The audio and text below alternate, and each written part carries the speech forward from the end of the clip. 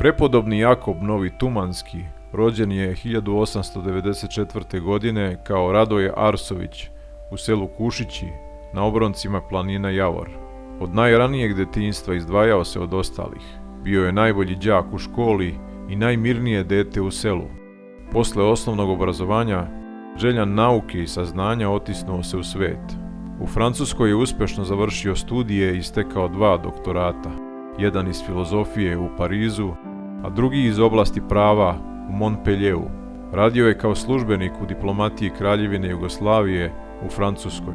U toku boravka u Vrnjačkoj banji 30. godina 20. veka, zadivljen propovedima vladike Nikolaja Velimirovića, odlučuje da se posveti duhovnom životu. Zamonašio se 1938. godine i uzeo ime Jakov. Bio je ćutljiv, smiren i prozorljiv. Predvideo je nemačko bombardovanje Beograda i stradanje srpskog naroda. Pred Drugi svjetski rat, do februara 1941. godine, uređivao je časopis Pismo i misionar u Kragujevcu. Sa koferom punim knjiga pešačio je i misionario između Čačka i Kraljeva. Tokom Drugog svjetskog rata propovedao je u beogradskim crkvama, a kada mu je to bilo zabranjeno, nastavio je po gimnazijama i školama. Posleratne vlasti su ga 1945. godine uhapsile i podvrgle torturi.